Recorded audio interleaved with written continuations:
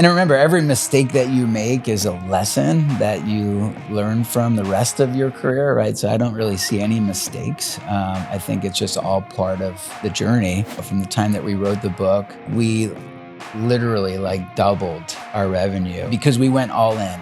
Nobody's going to do it as good as you can. And some of that is true, but there's people that are way better at link building than I am. There's people that are way better at technical SEO than I am, right? And so I would much rather, focus on what my zone of genius is, whatever that is, and then figuring out a way to kind of delegate everything else. As an entrepreneur, you need somebody to be able to tell you no, right? And he doesn't say no, he just says, that's a good idea, but not right now. Somebody is going to make a mistake on a website. Then there's somebody that's an SEO analyst that's diagnosing, trying to find the mistakes. And then there's an engineer that comes in and fixes the mistake, right? That's how we operate, right? There's different people that are touching the websites. And so I'm like, why are we doing this? Who's paying for this, right? That's a nightmare. Yeah, sometimes clients don't know. They think that they're doing themselves, a service, oh, check this out. I went to this website called Fiverr and I bought 2,000 links. You know what I mean? Yes, right? Yeah. We're It no, will help you, yeah. Don't do that. What are you doing? No.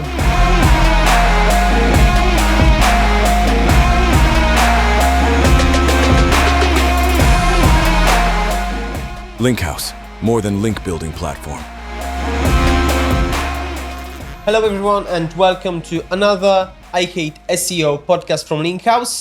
We are currently in Thailand, the day before the start of Chiang Mai SEO conference, and today our guest is one of the speakers, an industry heavyweight for sure, Jason Hennessey. How are you, Jason? So pleasure to be here, man. Thank you so much for having me. Yeah. Thank you for being here. To be honest, I remember your speech from the SEO Mastery Summit in Vietnam. Mm-hmm. It made a massive impression on the Linkhouse team and on the audience, I think.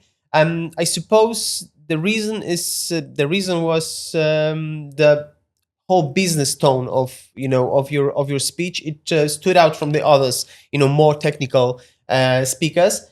And my first question is a kind of warm-up question about Asia, because SEO Mastery Summit in Vietnam, Ahrefs conference in Singapore, now we are in Chiang Mai. Yeah. Why do you like it so much? You know what? It's just a great opportunity to travel the world and talk about what we love. When I went to Vietnam, that was I guess my second time in Asia, because I came here last year and it was just an amazing time. And so when Carl and Matt asked me to speak at this conference, I couldn't say no. And then Tim Solo asked me to speak at Ahrefs, right? And I couldn't say no to that either. And so they're about a month apart. And so I said, rather than flying there and flying home and then flying back, I just made it a family trip. And so I brought my wife and my daughter, and we've been traveling Asia. We did Tokyo, we did Singapore, we've done Bali, we did Bangkok, Phuket, and here we are now in Chiang Mai. So this is the last leg of our trip. But we made some amazing memories, and it's all because of the SEO industry. It's pretty cool.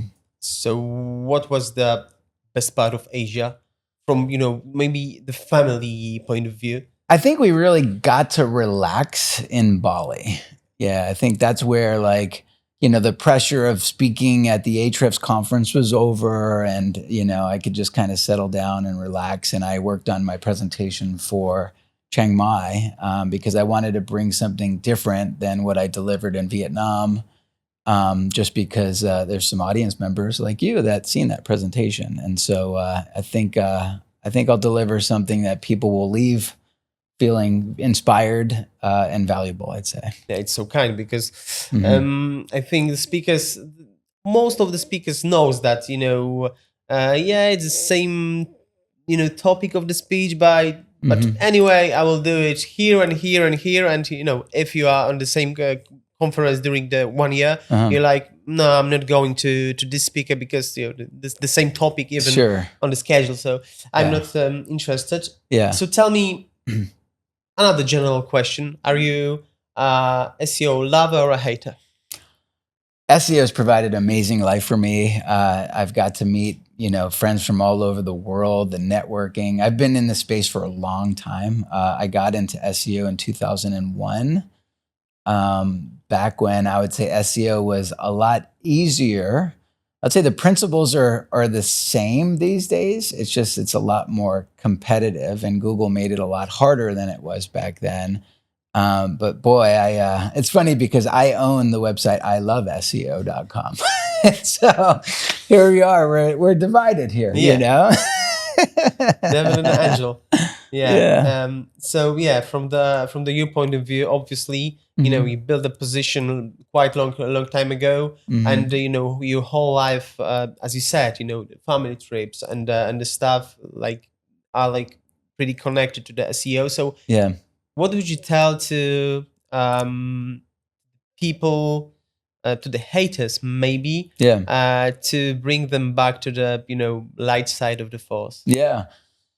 I would say, if you're going to get into the industry, you have to have a real passion for the subject of SEO. I think it's a lot easier to break into SEO if you have that passion, if you're really like die hard, like into technical link building, creative, right? I think it's a lot harder if you're a business person trying to just kind of hop into an SEO industry just for the sake of making money. I don't think that works. I'm sure there's, variables and stuff. There's probably outliers that have made that work and have been successful. But I would say like it all starts from having a passion for that topic, which is that SEO. Yeah. You managed to build up 100% global agency. Mm-hmm. Basically, how did you do that? Just repetition. It's just same thing as if you wanted to go to the gym and start working out. You don't just show up one day and you're fit, right? It's just time, making mistakes, learning from the mistakes, and just continuing to go all in and to double down. And there comes a time, and this is going to be a big part of my topic speaking. But there comes a time where, you are focused so much on SEO, right? And you're trying to do everything. If you really want to grow a business, you have to learn how to delegate a lot of those tasks, right? A lot of the SEO tasks. And so at some point, you're spending 100% of your time doing SEO, but then there comes a point where you're divided and maybe you're doing 50% of your time SEO and the other 50% of your time being a CEO, right? And I think in order to kind of get to the next level, growing an agency past $10 million, $20 million in revenue, you need to be laser focused on being a CEO, right? And then you're trying to go out and hire the world's best SEOs to work for you, Organize the whole stuff, trust, and delegate. Yeah, so how did you start with that? I started SEO probably as most, in the industry. It kind of, happened by accident. I had a business. I was going to college. I was going to go to law school at the time.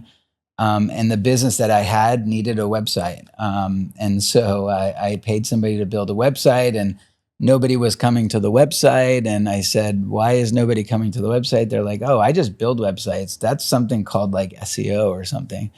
And so I'm like, okay, well, I guess I'm gonna have to learn this. And so, I bought a book on the subject. There was a book called SEO Book, a guy by the name of Aaron Wall, who was one of the original icons of the industry back in the day.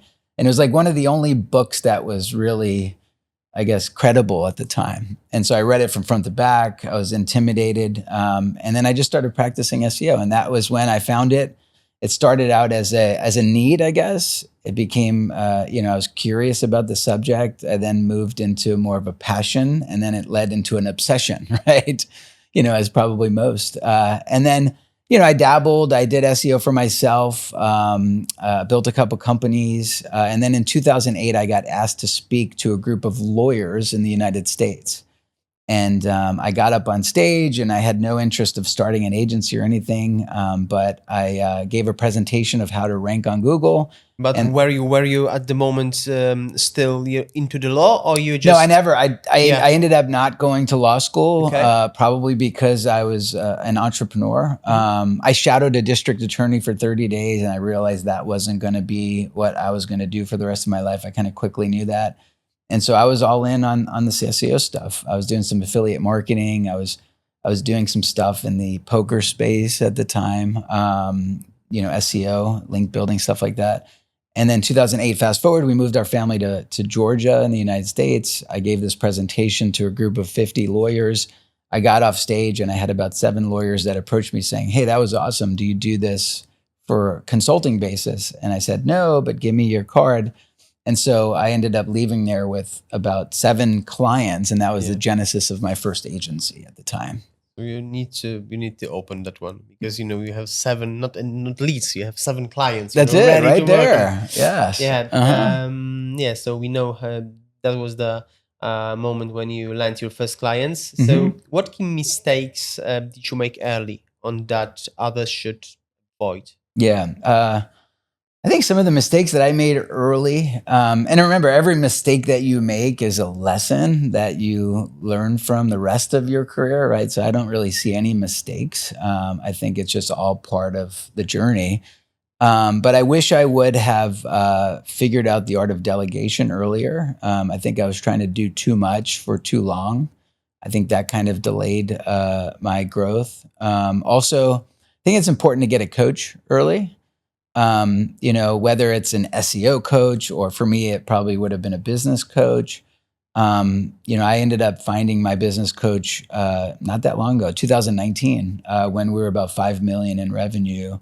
And he's helped us kind of go from 5 million to over 20 million, a lot quicker than we probably would have, just because he gave us a lot of the shortcuts, a lot of the lessons that he had struggled through that we didn't have to learn from. So I think if you're watching this, it might be a good time to consider maybe getting a coach in whatever it is that you're trying to grow. It's funny, Matt Diggity, I said, "Hey, do you have a coach for this one thing?" And he sent me a list of like 8 coaches. He's like, "This is my life coach. This is my business coach. This is my health coach." This is, Okay. So like he's somebody that has figured out that, coaching is important. So how much did you grow from the moment that you started to work with coach? Yeah. So we grew pretty quickly, he was the one that told me that I should write a book. Because usually when you're at the top, you're the CEO of your business. There's really nobody holding you accountable to things. And so when you have a coach, that's somebody that can hold you accountable, right? You're paying that person to hold you accountable. And so he helped us grow from 5 million to 10 million. That was kind of the goal in not that long, maybe like a year and a half, 2 years, I'd say. And then from there, he's been coaching us ever since. And so now we're on a journey of growing past 20 million in revenue. So. And did you doubt that you can make more than 5 mil before? Did I doubt I would? Yeah. No, I always knew that we would grow, past that, because that was kind of like our trajectory. We were kind of on that pace. But I didn't know what I didn't know, right? And I was smart enough to realize that.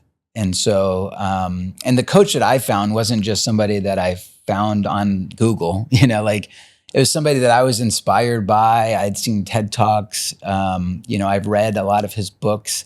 Like I manifested my business coach, right? And so, I reached out to him. And so if there's somebody that like really, inspires you, maybe reach out and, and see if they might coach you, Okay. Yeah. Okay. Mm-hmm. So what unique selling proposition worked best for you early on? Early on, I think the biggest thing that we did was, really staying laser focused on trying to build one amazing case study, right? And so it was in the legal space. In fact, the client that we originally first started working with is still a client today. Like this agency is about 10 years old now. And so that was the first client, and it's still one of our best case studies. But we made it like a case study at the beginning. And then we just leveraged that case study to find other law firms that aspired to be like that, right? And it was very easy to sell that way because we didn't have anything to prove. Like it was based on the results that we've gotten, and Okay. so. And then over time, we've built 2 case studies and 3 cases and 4 case studies. And next thing you know, like I was building a personal brand at the time. And, and we one thing that I would say, like one of the things that really stood out for us is like we said no a lot more than we said yes to opportunities. Like Okay. we wanted to make sure that we preserved our reputation in the market. And so if just because somebody had a $5,000 budget per month, if we didn't think that was enough power to compete in a market, we would say no. We would say that's not enough, right? And that allowed us to kind of maintain our reputation. Be more exclusive stuff. So maybe the book was the another game changer. 100%. Yeah, the book. Yeah, like it's, and you can see it, in our financials. Like from the time that we wrote the book, like we literally like doubled our revenue in like maybe like a year and a half, 2 years after that. Because we went all in. I wrote the book. I didn't ghostwrite it. I didn't have somebody do it. Like I want to make sure that this was going to be something that if people spent 2-3 hours reading the book, I wanted them to be inside my brain and to learn from over 20 years of experience, right? And so that's the way I wrote it. And so we went big with the book launch. We went to a lot of the conferences that pertain to lawyers. We were giving them out at the shows. We were putting them in people's rooms. Even today, like I still give away books. Like we probably mail out 300 to 500 books a month. Where I include I cover the cost of shipping and handling too. Okay. So like it's no obligation to them. They just raise their hand, fill out their information, and we send them a book. And so everybody that gets the book, there's a good chance that they might want to hire us. There's a good chance that I'm helping somebody that can't afford to hire us, which is very rewarding to me. Or there's a good chance that maybe in a year from now, they might come back and hire us, right? So it's just a good marketing strategy. And even if not, you still building a brand. Building a brand. That's exactly right. Yeah. Mm-hmm. So tell me, how do you position yourself against, as you said, cheaper overseas competitors? Yeah. I think it's just a different product, right? It's like there's a need for those, and sometimes we refer some of our, prospects to competition, I guess, if you will, right? Like there's a need for that, right? Like we try to set up our agency to kind of be like the Lamborghini, right? The Rolls Royce, the 5-star resort, that's kind of how we kind of set up our agency. And in order to kind of operate a 5-star resort, like you need to deliver service of a 5-star resort, right? And in order to deliver service of a 5-star resort, you need to have a budget, right? And so we just chose to have less clients, right? But with bigger budgets. And with bigger budgets, we can get better results. We can hire some of the best people. And so that's just been our go-to-market strategy. Tell me more about the whole transition from handling everything by yourself, delegation. Yeah. It's really hard, right? Because, nobody's going to do it as good as you can, right? At least that's the perception that most people have, right? And some of that is true. You know what I mean? Like there's nobody that's going to write my book as good as I can, right? But there's, people that are way better at like link building than I am. There's people that are way better at like technical SEO than I am, right? And so I would much rather, focus on what my zone of genius is, whatever that is, and then figuring out a way to kind of delegate everything else, right? Because early on when I first started, I didn't have the budget to hire all the best people in the world, right? So like I was doing payroll, I was doing accounting, I was interviewing people, right? I was doing training, and that wasn't really the best use of my time. And, that probably slowed down our growth, right? Because like, I shouldn't be doing all that stuff, but at the same time, I couldn't afford to hire people, right? So I had to kind of get through the struggle.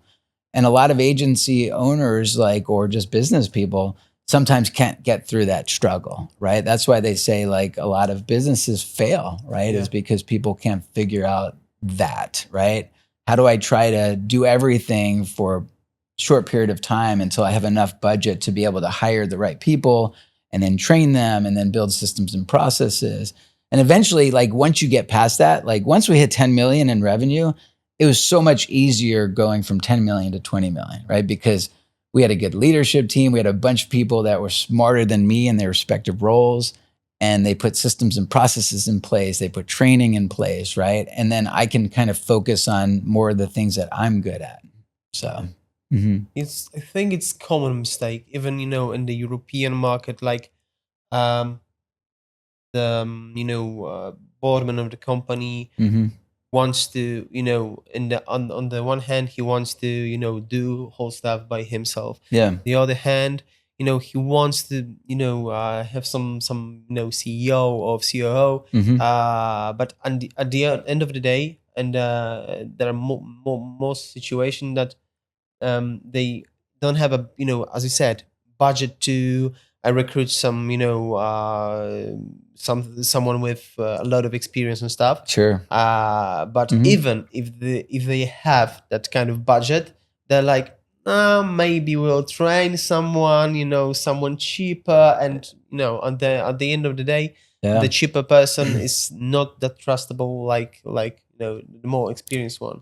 Yeah. SEO, the business side, it's not just SEO. Like SEO is just the product, the widget that we're selling, right? It's business is the same regardless. If you're Coca-Cola trying to sell soft drinks, or if you're an agency trying to sell SEO services, you know what I mean? Like it's just, how do you scale it? Yeah. So tell me, what were the first crucial roles you hired for, and why? Yeah. I'd say, one of the first roles that I hired was somebody to handle client services, right? Because I knew I was growing and I couldn't be on every single call, with every new client that we brought on. So that was one of the first roles. I brought in somebody to handle web development, just because that's not even my skill. You know what I mean? Like I don't log into WordPress websites. I don't mess with sites. I don't fix page speed issues, stuff like that. And then from there, I hired an assistant, to kind of take some of the tedious task away from me. And then from there, then I think the biggest hire that I made was a COO. Who was the president of my agency, still the president and CEO of my agency today. Somebody that was very well capable of coming in and kind of putting more structure in place and turning it into more of a lifestyle business, into like a true business. And then he helped me recruit a CFO who put all of our financing in place and making sure that, that we had good accounting and that we were basically set up for success, because it's really easy to impede your growth by not having a true measure of your finances, right? Could you afford to hire somebody else? Like that was a big mistake that I was making. I was probably hiring too many people, overspending, and there was really no plan in place, so. Okay, so was it easier to build the trust when you hire someone that experienced, Oh yeah. If you hire somebody that is the perfect like puzzle piece for that specific role, you get out of their way and you just let them do what they're best at, right? You don't try to micromanage them. Okay, so the maintaining quality is also easier in that kind of building, the whole squad? It is, in this particular case, like Scott, my COO that came in, like while he wasn't an SEO per se, he was on the opposite side, right? At his former company, he hired SEO companies, right? So he had like the client side experience. but he knew operations, right? He knew how to kind of build a business. And so he came in and started making some changes. The first 3 months, he really didn't talk much. He just listened, right? He was just kind of listening. He was on calls, observing, writing notes, right? And then from that point, he knew the changes that we had to make, right? From recruiting a CFO to recruiting a CTO to, to putting, new systems and processes in place, right? So like, and then he started making, changes subtly, and that allowed me to kind of focus more on what I wanted to focus more on. And that was making our product better. And our product was SEO. So now it allowed me to kind of spend more of my time kind of doing, the SEO and recruiting the right people and, and delivering better results for our clients. So what was your first reaction when Scott said we need to, make some crucial changes? We need that and that and that. Yeah. Are you okay with all of that? I was like, you were like, maybe not. I didn't really push back much. Okay. Yeah. You know what I mean? Like, I put these people in a position to make these changes and I had a lot of trust and confidence in them.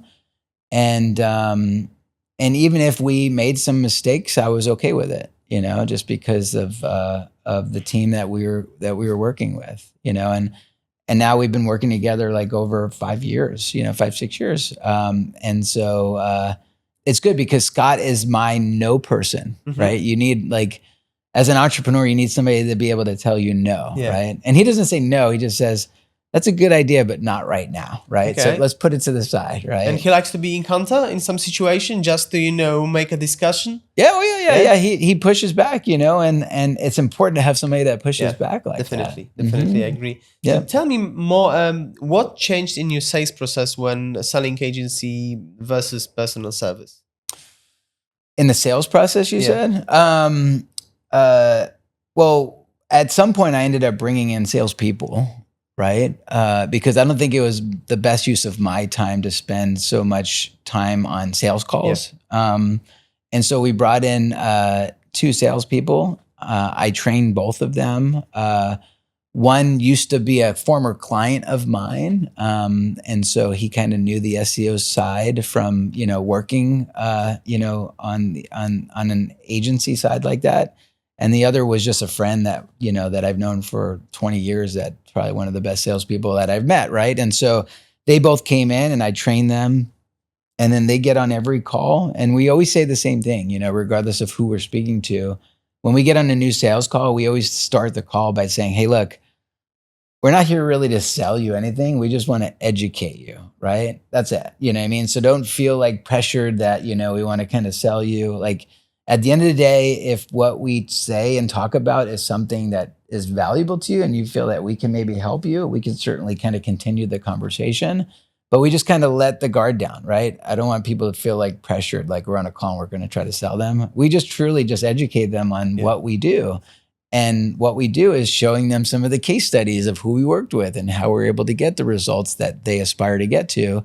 And at the end of the day, most times if people kind of get to the end of that conversation, a lot of times the only thing that might prevent them from working with us is, budget, like, do you have the budget to work with us, Yeah, it's really cool. And I think in sales processes, the transparency is the key. Mm-hmm. And building trust is the easiest way to build the trust is to, be transparent from the start. Very beginning. Yeah. Just as you said, as you mentioned, your client has the right to, say no. Mm-hmm. If they don't have the budget, you need to say no. Yeah. So it's also a part of building your strategy, your position. Yep. So it's so cool. I think at the end of the day is the best strategy ever to be transparent from the beginning, because even the building your portfolio of the clients will be much better. Sure. When you have the trusted ones and the ones with that already trusted you at the start of the cooperation. Oh, and it even gets better. I mean, like all of that compounds, right? Because you are just authentically honest about that kind of stuff. People see that. People talk about it. You show up to conferences. There's people that are saying, "Oh my God, this is our agency. They're the best. You need to work with them," right? And so, it starts to compound, right? Now you have other people in the industry talking about us and our brand or our results, and so. I mean, a lot of our leads don't really come from us marketing. Like a lot of our leads just come from relationships. Like that's the best way to grow an agency is when you have relationships and other people are talking about you when you're not in the room. Yeah, and when you are really like your clients, and your clients really like you. Not only on the on the business side of the stuff, but also on the human side of human it. side. That's exactly right. Yeah. So how do you maintain cash flow while scaling payroll? So for us, like I knew that I was all in, right? And so, I wasn't really worried about profitability. Probably for the first 9 years of growing my agency, like I was just putting every dollar I made back into the agency. I'd say the first year or two, like I made nice profits, just because I was doing everything. But I realized that I was sacrificing my time doing everything. So I was making a lot of money, but I didn't have time, right? And so in order to buy back my time, I had to reinvest the profits into getting people in place to work and do the business side of this. And so up until about maybe like a year and a half ago, we started to worry more about profitability, right? And so and our margin, right? And those are the things that you need eventually in business, right? You can't always like be putting everything back into it. And so, now we're in a good place. But as far as cash flow goes, we're doing very, very well from a cash flow perspective. We like to keep reserves. We don't try to invest everything now. We're looking at margins constantly. And my CFO has a great accounting team, and we're making decisions based on like real data. And so very precise data. Like we know exactly where we're going to be at the end of this year. We know exactly, where we're going to be in 3 months, 6 months, 9 months, right? Who do we need to hire in order to get to the next level? Like there's a whole formula, that we've put together. Like if we really want to grow into $100 million agency at some point, like we know all the people that we need to hire at what points of the agency, right? So it all comes down to preparation. Yeah, but you need to struggle at the beginning to get the funds to get the people. That's the key. People to get the position, and position to finally comes up with some margin things, and making more money. Yeah. And it's pretty cool. But the whole way that you mentioned, this seems to be the best ever tailored way of building the whole strategy. Because if you have at the moment have the team who is based on data, and you exactly know everything, so you're now in your comfort zone, right? You really are. Yeah. Like I said, first 5 years of, they say growing to like your first million is the hardest. Like I didn't find that to be the most challenging. I'd say, growing from like 1 million to 5 million was like the most like struggling part for me, because that's where I needed to figure out like, how do I delegate? When do I go out? Who do I go? Like there's so many mistakes that I was making, at the time. Again, when we got our coach 5 million to 10 million, it was a little bit easier. And then 10 million to 20 million has been the easiest. And I suspect it's going to continue not being easy per se, but, you have a lot of smart people in place, right? Because you have the budget to afford smart people. We can go out and recruit. Like we recruited somebody that led SEO for all of Disney, right? Like you can recruit high level people when you have the right budget for that.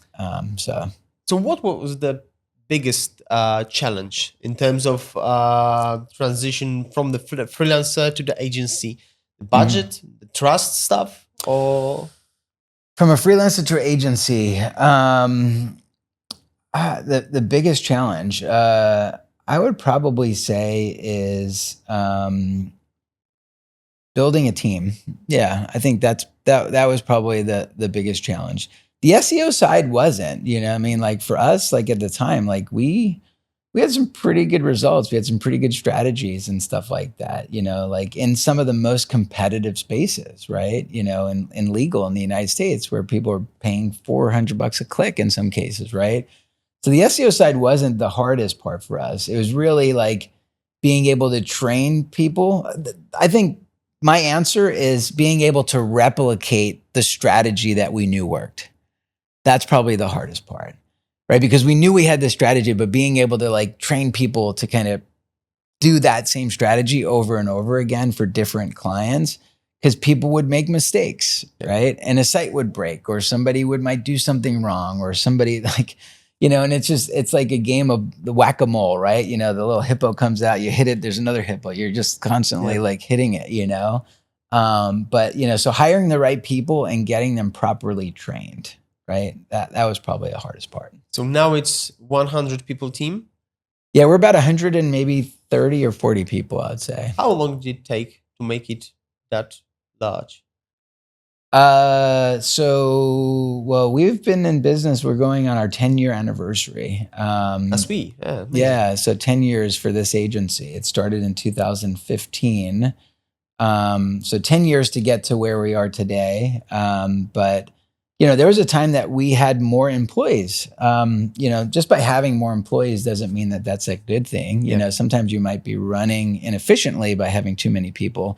And there was a time like where we weren't really looking at that. It's like, oh, you need one person in your department? Here's 3. You know what I mean? So we were kind of operating just because we were making so much money. We're just like, okay, we were just spending it foolishly. And so we started to get a little bit, more strategic in who we hire, when we hire. And so, the number that we have today is the exact number that we need, Yeah, so it's better to buy one quality t-shirt than, 3 cheapest one. Yeah, is that's a good analogy. I agree. Yeah. So what challenges did you face while scaling at this rate, So just change, what worked, for this many clients is not going to work for this many clients, right? We need to hire somebody to do learning and development, right? We need to put an HR person in place to go out and recruit the right talent, right? And so once they're recruited, we need to make sure that they're doing things the way in which we do it. And so that was probably a big obstacle, was making sure that, we hired the right people, but not only after that we properly trained them to do their roles correctly. And so, that was a big part of our growth. There were times where we had the wrong people in the wrong positions at the company, right? And that wasn't their fault. That was probably my fault, because, I recruited people, to do a task that maybe they weren't best at doing, and in that kind of situation, were you looking for some other place in the, in the company for that kind of people, or just sometimes, sometimes you just recruit, you make somebody a manager just because, I think one of the worst things that you can do is just assume that everybody kind of becomes a manager someday, right?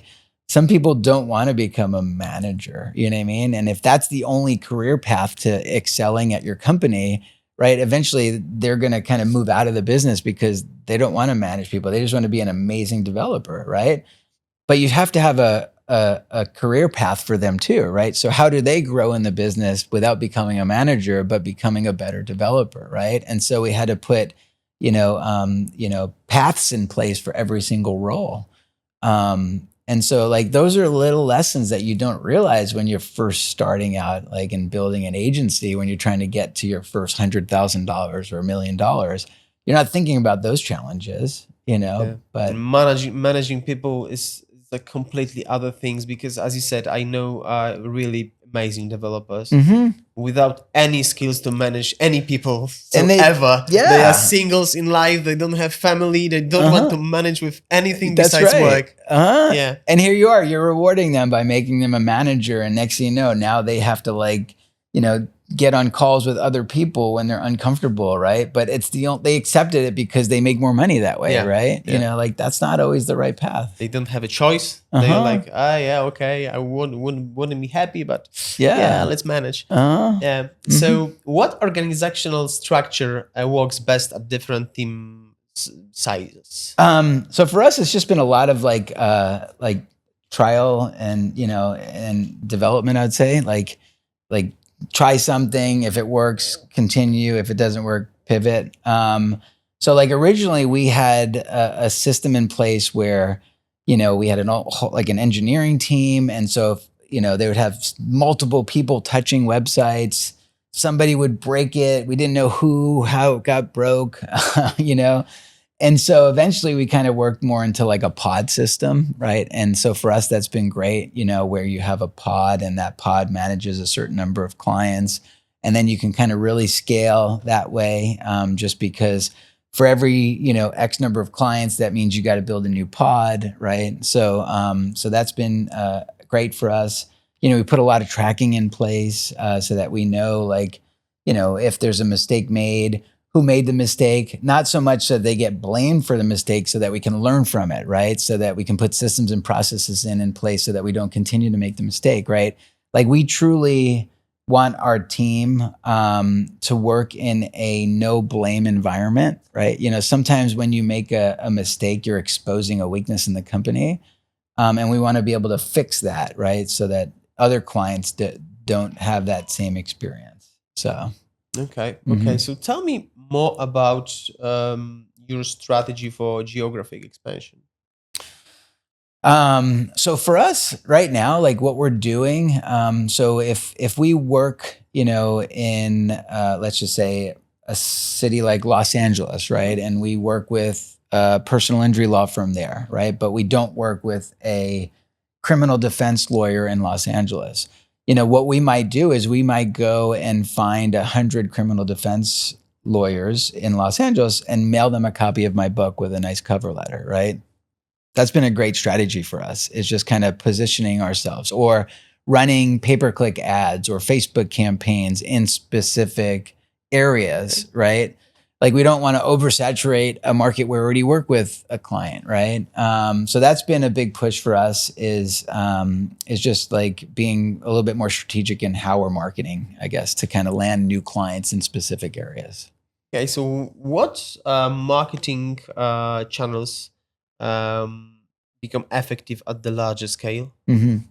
So obviously the book, we talked about that. That's been a big game changer. I'd say probably has been the best marketing strategy. We also do things within the industry that are different. Like we put together these big studies where we'll reach out and contact like 1,500 personal injury law firms in the United States to measure the time in which they call us back, right? So like we'll send a lead in their website and we'll measure the time frame in which they call us back, right? And then we put together a full study and then we send out awards for law firms that, call back within like the first 5 minutes, right? And so that's been a game changer for us too, is because now everybody talks about that study that we do. They get the award. It's Hennessey logo on the award. They put it in their office. They promote it on social media.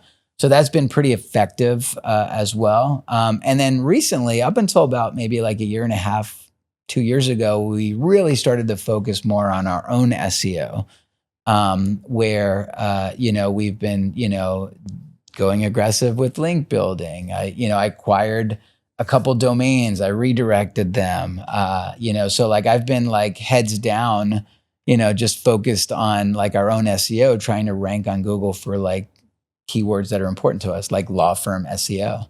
We have not only our website ranking for that, but then we also, my book is called Law Firm SEO. Yeah. And so Amazon ranks high for that. We build links to the Amazon page so that ranks higher, right? And then there's videos. I do a lot of video content as well. So just continuing to kind of, put my name and face and personal brand out there. Personal branding has been, a game changer, I'd say. So book title? Law Firm SEO. Like... Yep. And that was by design. Like, okay. I knew that I was going to rank that leveraging Amazon as the parasite, I guess, if you will. It was the idea to make it, the exact. 100%. Okay. Yeah, that was Okay. precise. That was like by design. And that was a part of the strategy Uh-huh. to rank higher. Yep. So that Okay. Amazon would be not only just Amazon, right? Yeah, other websites. Barnes and Noble, Goodreads, all of these websites, right? Yeah. If you do a search for the word honest SEO, that's another book that I have. Like the whole first page of Google is just my book. Yeah. So, building a parasite with the white hat. Yeah. Amazing. Yeah. Okay. So tell me, how do you maintain quality across multiple departments? So for us, I had an epiphany one day, right? I was like, usually the world of SEO, you've got all kinds of like link building, you've got content, you've got editing, you've got web development, right? Technical SEO. Like SEO is really like a game of, somebody is going to make a mistake on a website, right? And that could be most cases by accident, right? I accidentally did this, or, I put this extra line of code in, or, I misspelled this word, right? Somebody's making a mistake on a website, right? Then there's somebody that's an SEO analyst that's diagnosing, trying to find the mistakes, right? And then there's a engineer that comes in and fixes the mistake, right? That's how we operate, right? Mm-hmm. There's different people that are touching the websites. And so I'm like, why are we doing this? Who's paying for this, right? I'm paying for the person to make the mistake. I'm paying for the person to diagnose the mistake, and I'm paying for the person to fix the mistake. Yeah. We got to put better systems and processes in place. And so we really been investing. We got probably about 20 engineers that are just on like our systems team, and they're basically building like our own versions of like our crawler, right? And so we basically leverage like Screaming Frog, right? Where, not just Screaming Frog, but Ahrefs, SEMrush, where instead of like having somebody kind of like do a crawl of a website when there's a mistake, we're crawling websites like every other day. And the data is kind of being pushed up. And then we've got our own proprietary like QA crawler to make sure that we're doing things the proper way. And then if something's incorrect, it automatically creates a ticket for our engineering team, okay, right? And then our engineering team is putting systems and processes in place so that we don't make the same mistakes again, right? And so this has been a game changer for us. And we're probably only into like V2 of this system that we're building. And at some point, I would probably say that this could be a good tool for every agency. But right now, we're just trying to work out all the kinks. And so, but that's been a complete game changer for us, is building like our own kind of like QA crawler, I guess, if you will. Okay. So what's your approach to standardizing processes across teams? Mm-hmm. Well, first of all, you have to have a vision, right? So like, where's the vision of the whole company? That comes from me, the CEO. Once you have a vision, in order to accomplish the vision, there's specific roles. You've got managers, right? And so every manager has a duty to kind of take their department so that it aligns with the goals of the company, right? And then from there, the managers are the ones that build out the systems and processes for their respective teams, right? And then, and it's not all perfect, right? But, and then they have their own, they call them OKRs, right? Objectives and key results, that we check in on a quarterly basis. How are we doing with the OKRs? How are we doing with the OKRs? And then from there, we just continue to make sure that we're all aligned and that we're heading in the right direction from the actual vision of the company. But really, it doesn't, like, that comes from like our management team. Like, they're in charge of that. Like, for me as the leader, like, I just have the vision of the company and they go off and execute the vision. And it allows me to kind of just focus on mostly like, what are the constraints of the company? Like, that's where I spend most of my time, is like looking at the biggest constraint and how I think I can fix that. So maybe it might be building out software, working with our engineers to build a better system to do QA like this. Or maybe it's, hey, we need to be better on link building. Let me go out and find different partners that we can, so that's where I spend a lot of my time. Okay. So how do you evolve service offerings as you grow? It's interesting because like for the most part, we started out as just more of like an SEO agency. But as a byproduct of having an SEO agency, people need a new website, right? And so we evolved into doing design and development, right? And then people say, oh, we really love working with you, but you guys don't do pay-per-click. We're going to go to this other agency because they can offer both of those servers. And we're like, why are we not doing pay-per-click? So then, now we're doing pay-per-click, but I only wanted to do things if we can be like world-class at it. You know what I mean? I don't want to just do it just to do it. Yeah. And so that has helped us grow. Now we're really big into digital PR. We're going aggressive with that. That's been a good product because you're building really strong links that your competitors can't easily clone. We've pretty much have focused like 100% of our time in just legal. We could expand into other niches as well. We can go into home services or plastic surgeons. Like there are opportunities for us to kind of grow. But I think there's still a lot of opportunity left just in legal. So how do you transit from small to enterprise clients? I mean, good question. I think it's a different product. Like a lot of times, like enterprise clients is more consulting basis. At least that's been my experience. If you get a big company, to work for, a lot of times you're not getting in there and messing with their website. Like a lot of times it's just like, hey, listen, we're going to run an audit. We're going to give you our recommendations. They need to kind of take that. They need to run it through their legal team. It's a whole different beast, I would say. And it's not one that I personally even have a lot of experience with. I've done some consulting for enterprise companies before, but that's not really our wheelhouse at my agency. Okay. Mm-hmm. So when you start turning down certain types of clients? All the time. I think the biggest constraint is budget. Most importantly, I'd rather be honest and ethical and say, hey, we can't operate at that budget. Other times it might just not just be a good fit. We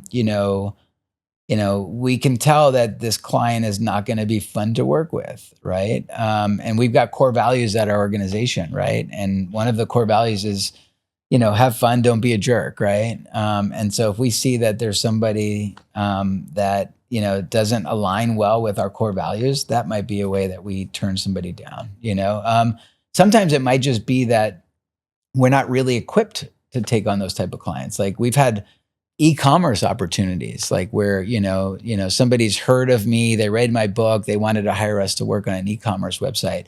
We're not really built to work on e-commerce websites. That's not really our skill set. I'm sure we could figure it out, but it would just be a different product. Okay, Jason. So how do you handle situations where clients' expectations aren't met at the final? Yeah, that's a good question.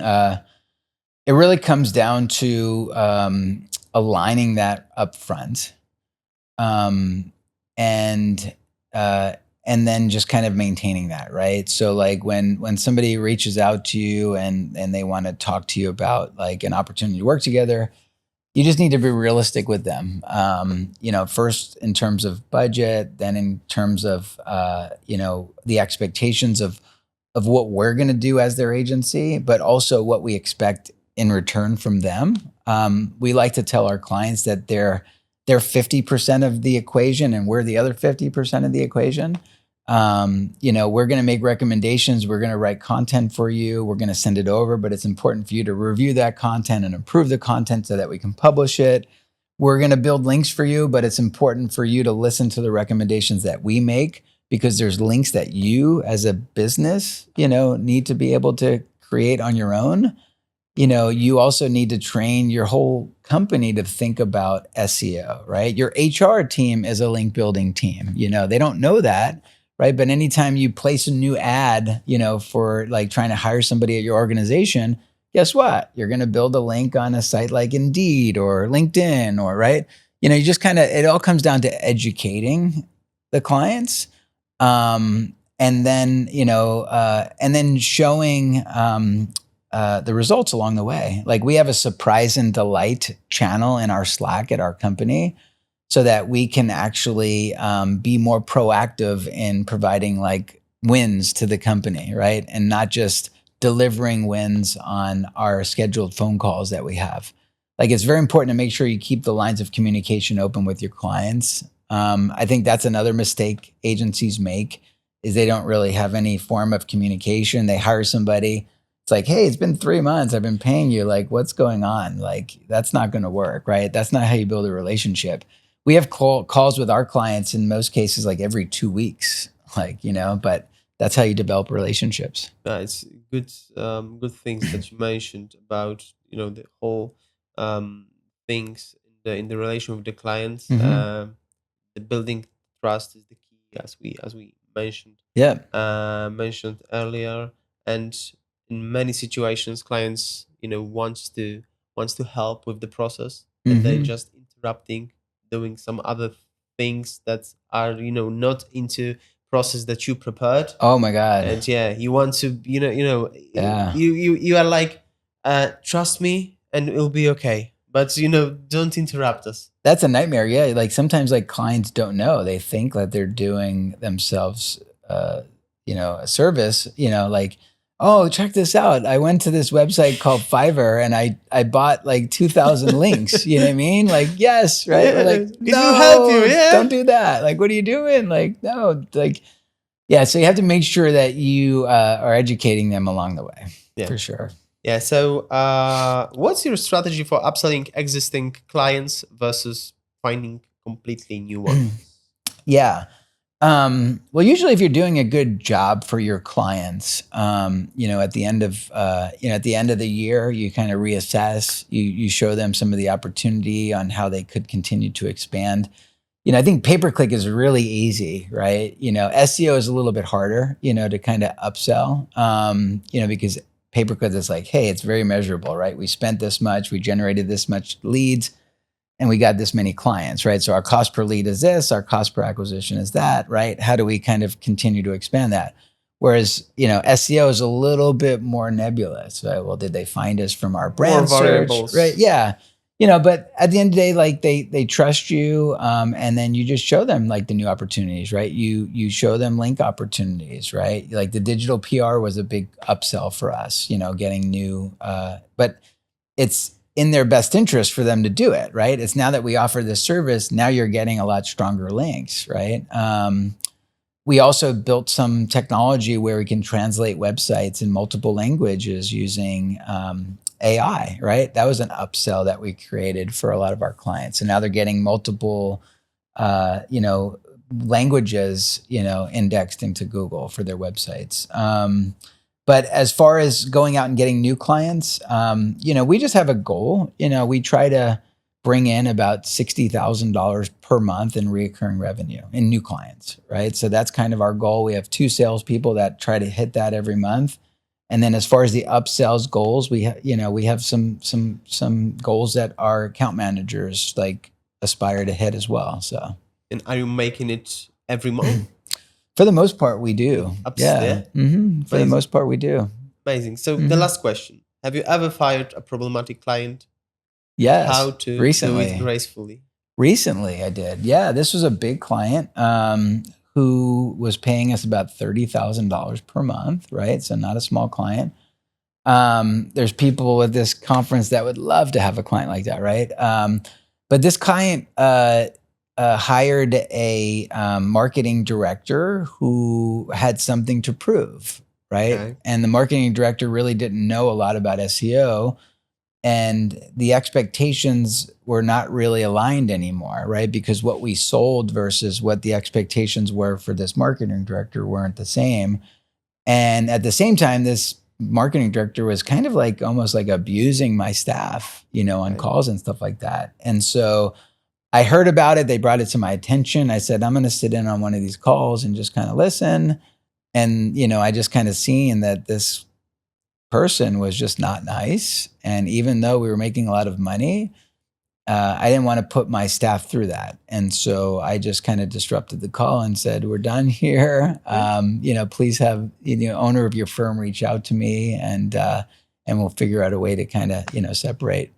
peacefully here. Sometimes like marketing directors come in and they've got a lot to prove, right? Yeah. Initially, right? Because they need to reduce cost or what have you.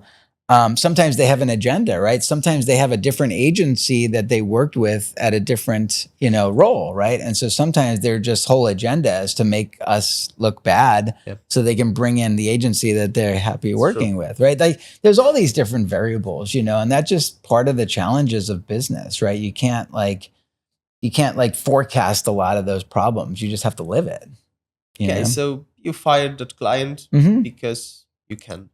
Fire the client because they can, yeah. Like it might have been a different situation if that was the only client that we had, right? And I said yes to it, and that's the client that was paying everybody's salaries. You know what I mean? Like I probably wouldn't have been in a position to fire. And there's probably people watching this video right now that would love to fire a client, right?